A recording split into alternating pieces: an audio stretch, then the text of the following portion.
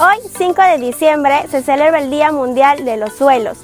El día de hoy, los estudiantes de la carrera de Ingeniería en Gestión Ambiental les vamos a mostrar un video acerca de los temas, los perfiles del suelo, la importancia del carbono, entre otros.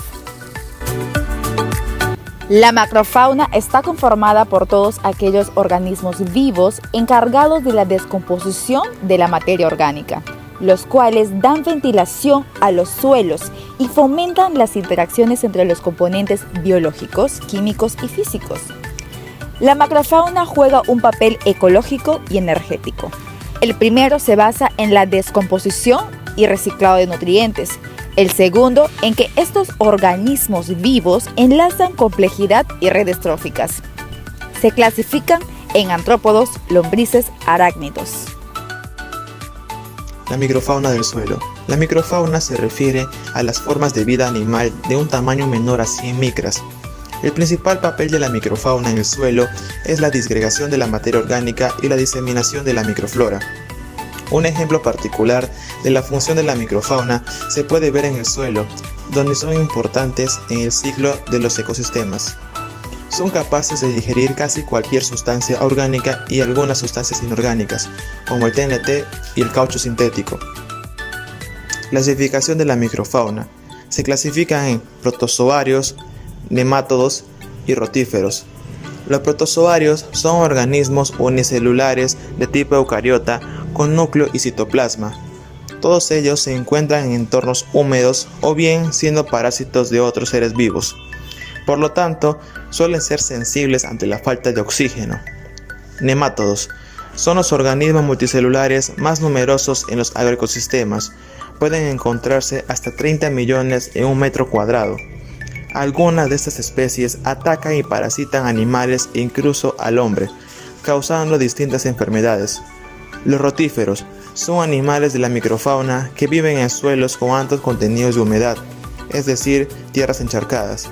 Los rotíferos participan en el ciclo de disgregación orgánica, en especial en las turberas y lugares pantanosos de suelos minerales.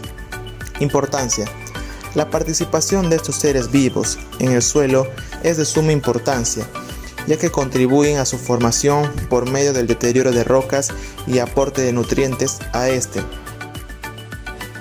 Las reservas de carbono del suelo. Los suelos sanos desempeñan un papel importante en la mitigación del cambio climático al almacenar el carbono y reducir las emisiones mundiales de gases de efecto invernadero en la atmósfera. Sin embargo, si los suelos son objeto de una gestión deficiente o de prácticas de cultivo insostenibles, el carbono del suelo se puede liberar a la atmósfera en forma de dióxido de carbono o CO2 y contribuir al cambio climático. Con la restauración de los suelos degradados y la adopción de prácticas de conservación de los mismos, existen mayores posibilidades de reducir las emisiones de efecto invernadero, aumentar la captación de carbono y fortalecer la resiliencia al cambio climático. Como ya los he mencionado, también la calidad y la fertilidad del suelo se verán beneficiadas por la captura de carbono y el aumento en la materia orgánica, lo que se reflejará en el ambiente, la resiliencia y la sostenibilidad en la agricultura. De la misma forma, es necesario remarcar que de continuar con el uso desmedido o descuidado de los suelos, las consecuencias podrían llegar a ser irreversibles y conseguirán afectar de forma permanente las funciones de los suelos. La captura de carbono en los suelos previene la erosión tanto hídrica como eólica e incrementa la preservación del agua, además de que permite fijar contaminantes y por ende disminuir su toxicidad. También reduce la escorrentía de contaminantes, así como la severidad y la frecuencia de inundaciones. La disminución de la concentración del CO2 atmosférico es otro fenómeno que se presenta al aumentar la materia orgánica en el suelo, pero debe tenerse cuidado con algunos ambientes, ya que pueden generarse otros gases cuyo efecto invernadero es mayor, en particular el metano y el óxido nitroso. La diversidad de genes, microorganismos, fauna y biodiversidad sobre la superficie del suelo está en función del abastecimiento de materia orgánica fresca y del uso del suelo. La presencia de residuos o plantas de cobertura en la superficie del suelo favorecerá las cadenas asociadas a los detritos. Además, El aumento de materia orgánica incrementará el número de los principales grupos que conforman la macrofauna, responsables de brindar estructura y porosidad al suelo, lo que asegurará la distribución de materia orgánica e incluso a más de 1 metro de profundidad de la superficie. La fragilidad del suelo. Esto hace referencia a la susceptibilidad o riesgo a la degradación o erosión del suelo, debido a eventuales desequilibrios en la interrelación de impactos ambientales adversos. Estos suelos son susceptibles a sufrir erosión severa debido a factores intrínsecos tales como pendiente, profundidad, drenaje, etc. En su capacidad integradora, el suelo también relaciona en él los efectos contaminantes producidos por el hombre. Dichos efectos nacen por actitudes imprudentes en búsqueda de la máxima productividad, obviando la sostenibilidad y la fragilidad del suelo. Estos factores antropogénicos, que son el producto del proceso que lleva a cabo el hombre en interacción con el suelo. Tales procesos como la actividad de agricultura migratoria, la contaminación por hidrocarburos, la acidificación del suelo por cadmio y plomo, y la minería ilegal con la infiltración de mercurio en el suelo. La FAO define al suelo como el ecosistema más complejo de la naturaleza y uno de los hábitats más diversos de la Tierra. El tamaño y la proporción en que se encuentran las partículas minerales que conforman el suelo determinan sus propiedades físicas. Allí tenemos textura, estructura, profundidad, color, permeabilidad, porosidad, consistencia del suelo, densidad del suelo.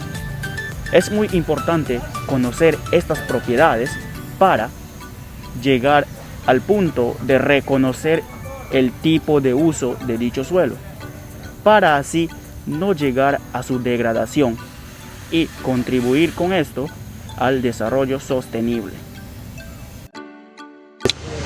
Propiedades químicas del suelo. Capacidad de intercambio catiónico, cantidad de cargas negativas presentes en la superficie de los minerales y componentes orgánicos, indica la habilidad de retener cationes. El pH del suelo determina el grado de absorción de iones por las partículas del suelo e indica si un suelo está ácido o alcalino. Nutrientes para las plantas, determina su potencial para alimentar organismos vivos. Mide los 18 nutrientes esenciales para el desarrollo y crecimiento de las plantas. Carbono orgánico del suelo. Es el carbono fijado en la atmósfera a través de la fotosíntesis. Mejora las propiedades físicas del suelo, aumenta la capacidad de intercambio catiónico y retiene la humedad. Nitrógeno del suelo. Es uno de los elementos de mayor importancia para la nutrición de las plantas y más ampliamente distribuidos en la naturaleza de forma inorgánica, por lo que no se puede asimilar directamente. Salinización del suelo. Puede ocurrir por riego inapropiado o por interrupción de agua marina. La salinización elevada lleva a la degradación de los suelos y la vegetación. La alcalinización de los suelos es el exceso de sodio intercambiable del suelo. Los suelos alcalinos son pobres en vegetación y se encuentran en región árida y semiárida. Carbonato de calcio. Se utiliza como enmienda para neutralizar el pH de los suelos ácidos y para suministrar el nivel de calcio en la nutrición de las plantas. ¿Qué es la salud del suelo? La salud del suelo define la calidad del suelo, es decir, es la capacidad continua del suelo para funcionar como ecosistema vital que sustente las plantas, los animales y los humanos. Como se sabe, el suelo es un cuerpo natural de gran importancia que proporciona servicios ambientales, permite el crecimiento de las plantas, almacena agua y retiene nutrientes. Además es un reservorio de organismos como bacterias, hongos, nemátodos, etc. Para lograr que el suelo funcione de forma correcta, es importante el uso de prácticas de manejo encaminados a mejorar la salud del suelo y con ello lograr beneficios agronómicos, aumentar productividad y rentabilidad de los cultivos y ambientales inmediatos y en el futuro. Desde el punto de vista agrícola y ambiental, la salud del suelo está directamente relacionada con propiedades físicas, químicas y biológicas favorables que promueven el desarrollo de las plantas y coadyuven con la calidad ambiental. Los indicadores de la salud del suelo. Estos evalúan el grado de función del suelo, ya que muchas veces se dificulta medir directamente sus funciones. La medición de la calidad del suelo es un ejercicio de identificación de las propiedades del suelo que son sensibles al manejo, afectan o se correlacionan con los resultados ambientales y son capaces de ser medidos con precisión dentro de ciertas limitaciones técnicas y económicas. Existen 3 categorías principales de indicadores del suelo, las cuales son la química, la física y la biológica.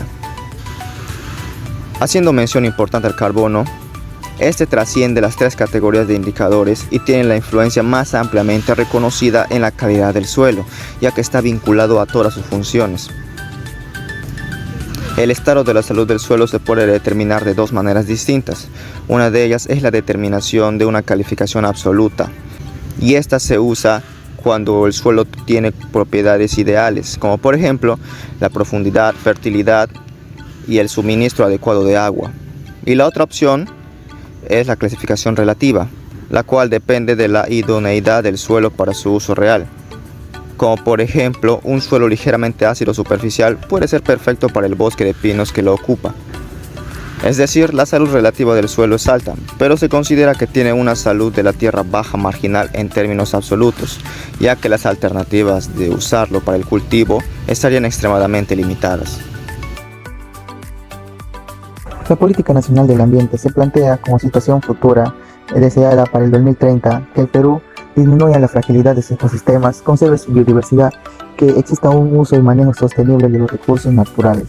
Pero enfocándonos al recurso suelo, existe una preocupación de que no haya una política y una institucionalidad específica para la gestión del suelo.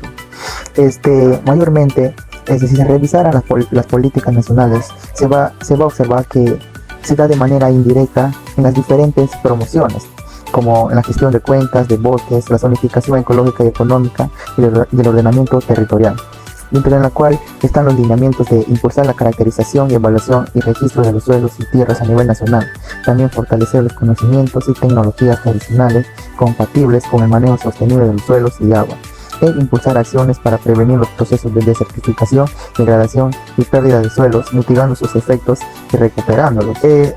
Existen reglamentos para el uso y manejo sostenible del suelo, dentro de la cual está el levantamiento de suelos. Esto se utiliza como herramienta obligatoria en la elaboración de diferentes estudios ambientales, dentro de la cual está la zonificación ecológica, económica, ordenamiento territorial, el uso, entre otras. La Comisión Técnica Multisectorial consideró entre los lineamientos generales de política agraria la conservación del ambiente y el aprovechamiento sostenible de los recursos naturales, promoviendo el uso eficiente del agua de riego, así como su conservación y preservación para evitar el deterioro y pérdida de suelos por erosión y salinización, y el ordenamiento territorial mediante el manejo integrado de cuencas y la recuperación de ambientes degradados. Los lineamientos de política para el ordenamiento territorial tiene como orientación estratégica el aprovechamiento responsable y sostenible de los recursos naturales, la conservación de la diversidad biológica y los procesos ecológicos que los sustentan.